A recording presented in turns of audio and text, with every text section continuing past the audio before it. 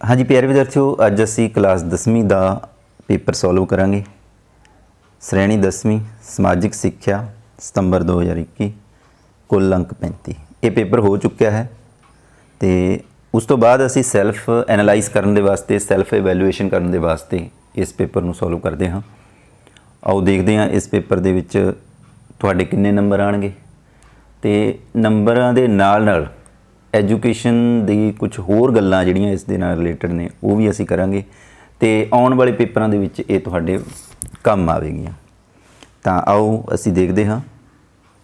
सब तो पहला भारत के नक्शे विच रंग कीते राज विच किस किस्म की मिट्टी पाई जाती है। तो आ जिहड़ा रंग कीता राज है ये है राजस्थान। तो राजस्थान दे विच रेतली मिट्टी मिलती है, यानी कि मारूथली मिट्टी। उस तो बाद नक्शे नूं देख के दसो कि ये किहड़ी नदी है।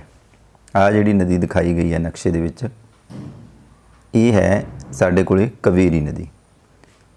इस दक्षिण भारत की नदी है कावेरी। उस तो बाद छायादार खेतर नूं पहचान के दसो कि किहड़ी इत्थे किहड़ी फसल उगाई जाती है। ये देखो इस दे विच महाराष्ट्र आ गया, गुजरात आ गया, थोड़ा करनाटक आ गया और पंजाब भी है। तो इत्थे जिहड़ी फसल हुंदी है, फसल इत्थे हुंदी है कपाह जी। चावल जिहड़ा कले पंजाब च हुंदे ने जे देखीए तो कणक है वो उपर पंजाब च वध हुंदी है, परंतु इत्थे जिहड़ा ये महाराष्ट्र की काली मिट्टी आ गई। काली मिट्टी नूं असीं रेगर मिट्टी भी कहने आ। काली मिट्टी नूं रेगर मिट्टी भी कहने आ। ये इहदा खेतर है, इस करके यह कपाह की फसल लई इत्थे कपाह की फसल ज़्यादा उगाई जाती है। उस तो बाद छायादार खेतर नूं पहचान के दसो किहड़ी पर्वत लड़ी पाई जाती है। ये पर्वत लड़ी शिवालिक पर्वत लड़ी भी है तो इसनूं हिमालय पर्वत लड़ी भी कह सकते हैं, पर इत्थे एक जिहड़ा आंसर कोई भी सही हो सकता है इसका। शिवालिक पर्वत लड़ी भी एनिक नूं कह सकते हैं तो इसनूं हिमालय पर्वत लड़ी भी कह सकते हैं। तुसीं पंजाब विच रहिंदे हो अते जनवरी महीने विच घुम्मण लई मुंबई जाना चाहुंदे हो, तुहानूं उत्थे गर्म कपड़े लै जाण दी लोड़ क्यों नहीं है? क्योंकि उत्थे सम जलवायु पाया जाता है। उत्थे ना ज़्यादा गर्मी हुंदी है तो ना ज़्यादा सर्दी हुंदी है। उहदा कारण की है? मुंबई है जिहड़ा वो अरब सागर के किनारे दे उत्ते स्थित है। अरब सागर की है? पानी ही पानी है। तो पानी जिहड़ा ठंड नूं भी सोख लैंदा है और पानी गर्मी नूं भी सोख लैंदा है। इस करके उत्थे जिहड़ा ना ज़्यादा गर्मी पैंदी है ना ज़्यादा सर्दी पैंदी है। इस नूं असीं सम जलवायु कहने हैं। उस तो बाद 6वां प्रश्न, हेठ लिखिया नूं ठीक क्रम अनुसार लिखो। फर्नीचर, कागज़, लुगदी अते कलात्मक वस्तां ये इहदे नाल मिल सकता है। आयुर्वैदिक दवाइयाँ, आयुर्वैदिक दवाइयाँ जिवें सिनकोना, सर्पगंधा, हरड़-वहेड़ा, आमला, ये इहदे नाल मिलदा है। चमड़ा रंगण लई पदार्थ, उस दे विच मैंग्रोव, कच्छ, गैंबियर, हरड़-वहेड़ा, आमला, ये चमड़ा रंगण के पदार्थ ने। थोड़ी थोड़ी सानू थोड़ा हरेक दे विच जिवें हरड़-वहेड़ा, आमला है, इनू थोड़ा जिहा देखना पऊगा सानू। तां इहदी जिहड़ी इन्हां सारियां ऑप्शनां दे विचों जिहड़ी बेस्ट ऑप्शन है वो आ वाली है, पहली। ये सही रहूगी ज़्यादातर। वैसे कन्फ्यूजन है थोड़ी थोड़ी इस प्रश्न दे विच, पर ये जिहड़ा प्रश्न है इसका आंसर है ये बिल्कुल सही। दूसरिਆਂ नालों सब तो वध जिहड़ा सही है ये प्रश्न है, ये आंसर है। अगे देखते हैं। संसार के नक्शे विच दर्शाए गए देश की पहचान करो। ये देश विश्व भर विच कॉफ़ी लई प्रसिद्ध है। ये है जी ब्राज़ील देश। इत्थे जिहड़ा आ गया दक्षिणी अफ्रीका का ब्राज़ील देश है। ये दक्षिणी अफ्रीका है और दक्षिणी अफ्रीका का जिहड़ा देश है ब्राज़ील।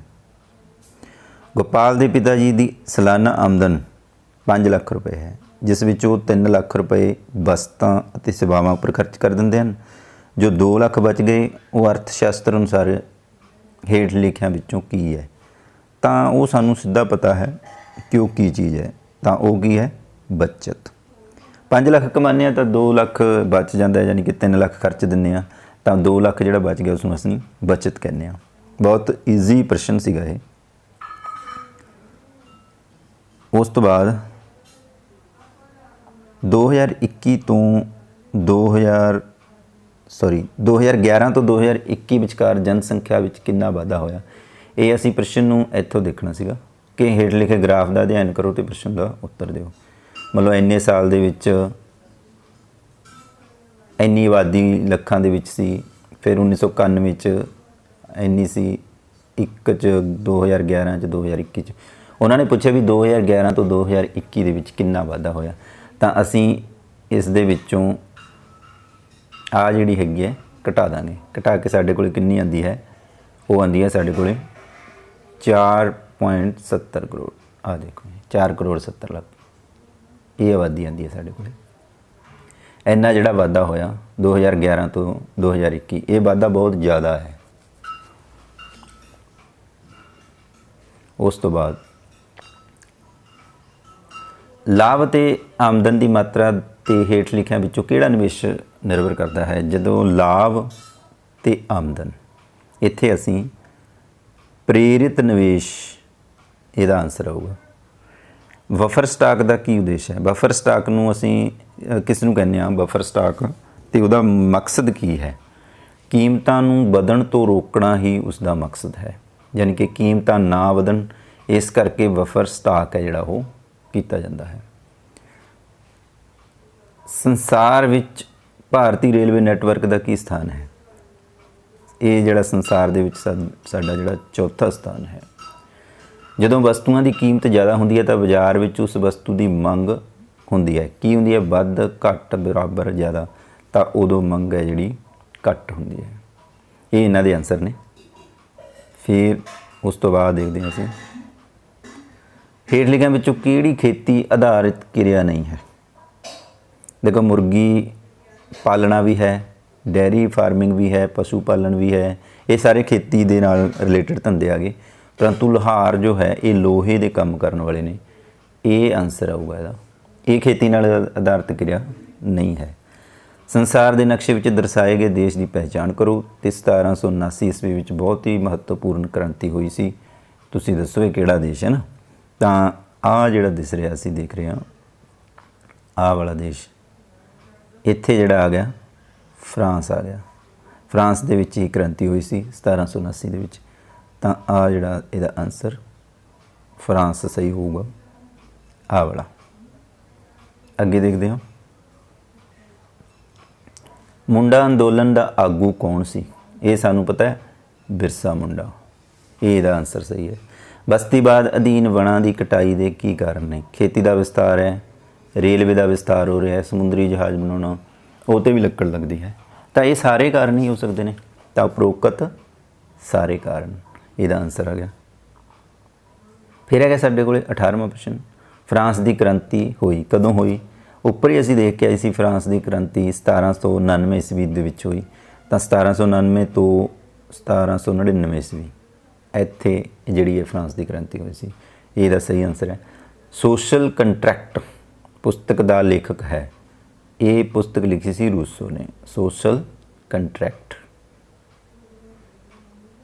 ਮੰਨ ਲਓ ਤੁਸੀਂ 1799 ਦੀ ਈਸਵੀ ਦੀ ਤੋਂ ਪਹਿਲਾਂ ਦੇ ਫਰਾਂਸ ਵਿੱਚ ਰਹਿੰਦੇ ਹੋ। ਉਸ ਸਮੇਂ ਤੁਸੀਂ ਫਰਾਂਸ 'ਚ ਰਹਿੰਦੇ ਹੋ ਅਤੇ ਤੁਹਾਡੇ ਦੁਆਰਾ ਰਾਜ ਸਰਕਾਰ ਨੂੰ ਟੈਕਸ ਦਿੱਤਾ ਜਾਂਦਾ ਹੈ। ਦੱਸੋ ਤੁਸੀਂ ਕਿਸ ਵਰਗ ਨਾਲ ਸੰਬੰਧਿਤ ਹੋ। ਤਾਂ ਪਹਿਲੇ ਵਰਗ ਦੇ ਵਿੱਚ ਜਿਹੜੇ ਬਹੁਤ ਉੱਪਰਲੇ ਜਿਹੜੇ ਸ਼ਾਸਕ ਸੀ ਉਹ ਲੋਕਾਂ ਦਾ ਵਰਗ ਸੀ। ਦੂਸਰਾ ਵਰਗ ਵੀ ਉਹਨਾਂ ਦੇ ਵਜ਼ੀਰਾਂ ਦਾ ਸੀਗਾ। ਪਰੰਤੂ ਤੀਸਰਾ ਵਰਗ ਹੈ ਜਿਹੜਾ, ਉਸ ਦੇ ਵਿੱਚ ਆਮ ਲੋਕ ਆਉਂਦੇ ਸੀ ਜਿਹੜੇ ਟੈਕਸ ਦਿੰਦੇ ਸੀ। ਤਾਂ ਆਹ ਤੀਸਰਾ ਵਰਗ ਦਾ ਆਨਸਰ ਆ ਗਿਆ। ਫਿਰ 21ਵਾਂ ਪ੍ਰਸ਼ਨ, ਸੰਸਾਰ ਦੇ ਨਕਸ਼ੇ ਵਿੱਚ ਦਰਸਾਏ ਦੇਸ਼ ਦੀ ਪਹਿਚਾਣ ਕਰੋ ਜਿਸ ਨੂੰ ਵਰਸਾਏ ਦੀ ਸੰਧੀ ਵਿੱਚ ਪਹਿਲੇ ਵਿਸ਼ਵ ਯੁੱਧ ਲਈ ਜ਼ਿੰਮੇਵਾਰ ਠਹਿਰਾਇਆ ਗਿਆ ਸੀ। ਤਾਂ ਇਹ ਜਿਹੜਾ ਦੇਸ਼ ਹੈਗਾ, ਇਹ ਕਿਹੜਾ ਦੇਸ਼ ਹੈ, ਇਹ ਹੈ ਜਰਮਨੀ। ਅਸੀਂ ਇਹਦਾ ਇਤਿਹਾਸ ਵੀ ਜਾਣਦੇ ਹਾਂ ਔਰ ਅਸੀਂ ਨਕਸ਼ੇ ਤੋਂ ਵੀ ਇਹਨੂੰ ਜਾਣਦੇ ਹਾਂ ਕਿ ਇੱਥੇ ਜਰਮਨੀ ਹੈ। ਭਾਰਤੀ ਸੰਵਿਧਾਨ ਅਨੁਸਾਰ ਦੇਸ਼ ਦਾ ਨਾਮ ਮਾਤਰ ਮੁਖੀ ਕੌਣ ਹੁੰਦਾ ਹੈ। ਦੇਖੋ ਅਸਲੀ ਜਿਹੜਾ ਮੁਖੀ ਹੁੰਦਾ ਹੈ ਉਹ ਪ੍ਰਧਾਨ ਮੰਤਰੀ ਹੁੰਦਾ ਹੈ। ਤੇ ਜਿਹੜਾ ਨਾਮ ਅੰਤਰਮੁਖੀ ਹੁੰਦਾ ਹੈ ਤਾਂ ਉਹ ਹੁੰਦਾ ਸਾਡੇ ਕੋਲੇ ਰਾਸ਼ਟਰਪਤੀ। ਰਾਸ਼ਟਰਪਤੀ ਦੇ ਸਾਈਨ ਜ਼ਰੂਰੀ ਨੇ, ਪਰੰਤੂ ਹੈ ਉਹ ਨਾਮ ਅੰਤਰਮੁਖੀ ਹੀ।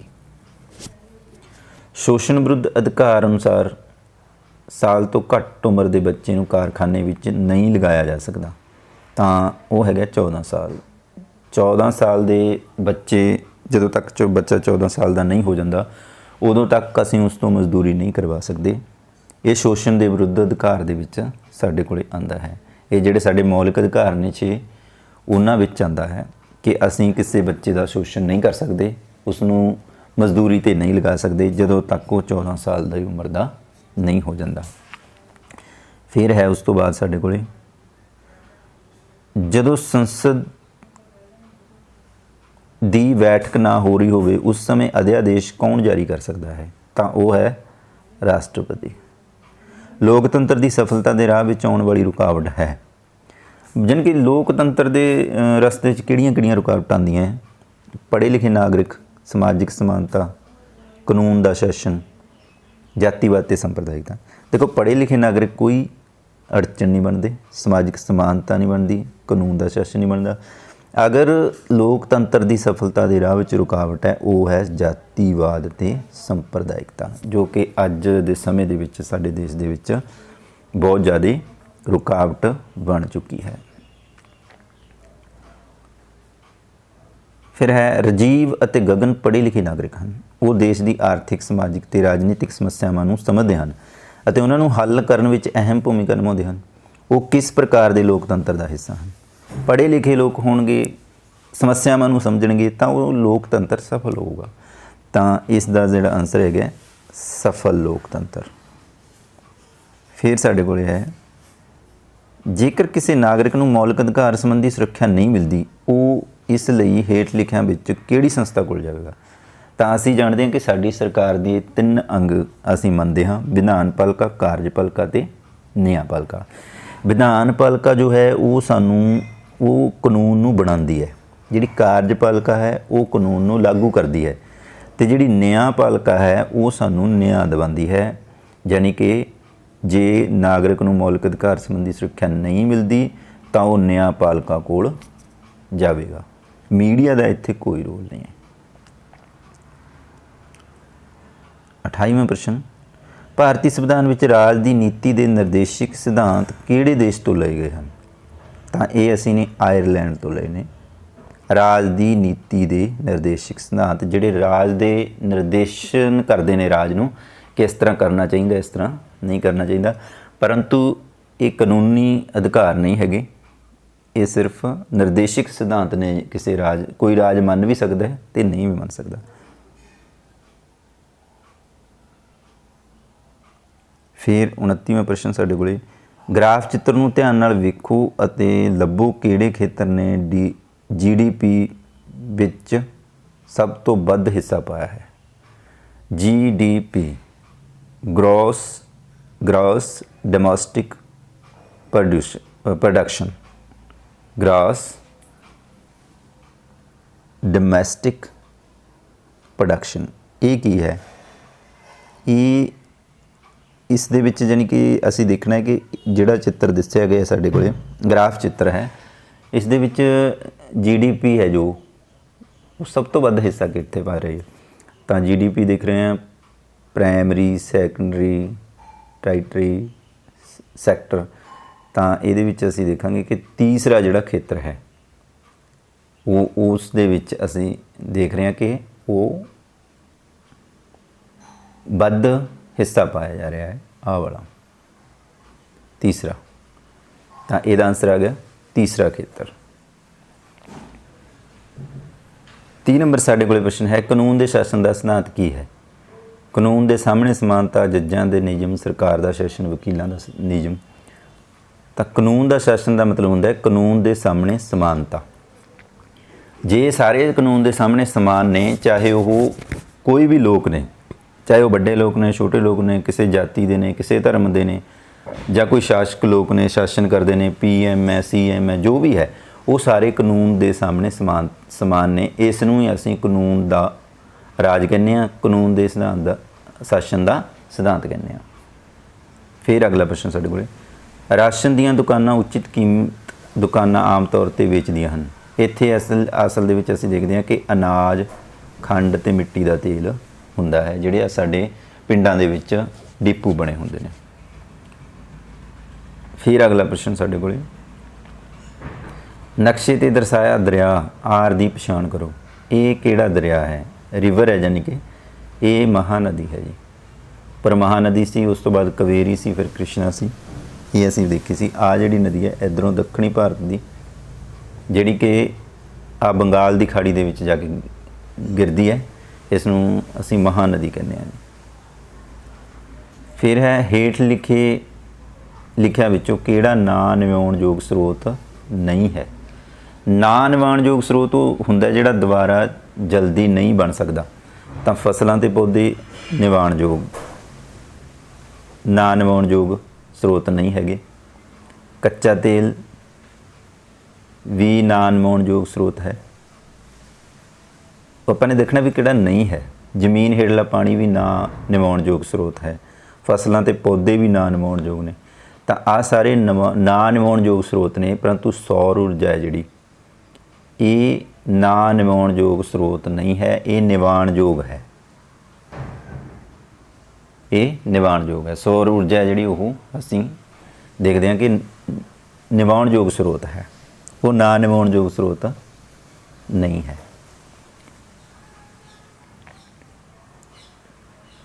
इस घटना ने सिविल नाफरमानी अंदोलन की शुरुआत की। किहड़ी घटना सी जिस नाल सिविल नाफरमानी अंदोलन है जिहड़ा वो शुरू हो गया सी? महात्मा गांधी ने इसनूं शुरू करता सी। तां वो सीगी डांडी मार्च। डांडी मार्च दे करके जिहड़ी उन्हां ने यात्रा कीती सीगी अरब सागर दे विच तक, तां उसनूं असीं कहने हां सिविल नाफरमानी अंदोलन की शुरुआत डांडी मार्च तो हुई सी। नक्शे नूं ध्यान नाल देखो अते भारत दे पੱਛਮੀ तट ते स्थित दो बंदरगाहां दी पछाण करो। तां नक्शे नूं ध्यान नाल देख लैंदे आ। आ सीगे, ये चंगी तरह दिस नहीं रहा, परंतु असीं जाणदे हां कि आ जिहड़ी हैगी सूरत बंदरगाह है इत्थे, ते आ जो हैगी है गोवा है। ਜਾਂ पੱਛਮ वाले पासे सूरत ते गोवा आती है। सूरत गुजरात दे विच है और आ गोवा बंदर है। तो असी देख सकते हैं कि इस दी ऑप्शनस आ गया साडे कोले। इस दी ऑप्शन दे विच सूरत अते गोवा, ये इहदा सही आंसर है। तो प्यारे विद्यार्थियों, ये सीगियां साडियां जिहड़ा पेपर सीगा साडा 10वीं श्रेणी का समाजिक सिक्ख्या का सितंबर 2021। तो उम्मीद है कि तुसी अपने जिहड़े नंबर ने इस तो मिला लोगे तो इसका फायदा लओगे। ये जिहड़े प्रश्न उत्तर ने ये होरां एग्जामिनेशनस दे विच भी, जॉब के पेपरां दे विच भी ये साडे कोल काम आते हैं। तो जिहड़ा नॉलेज है वो सानू वधानी चाहिए है।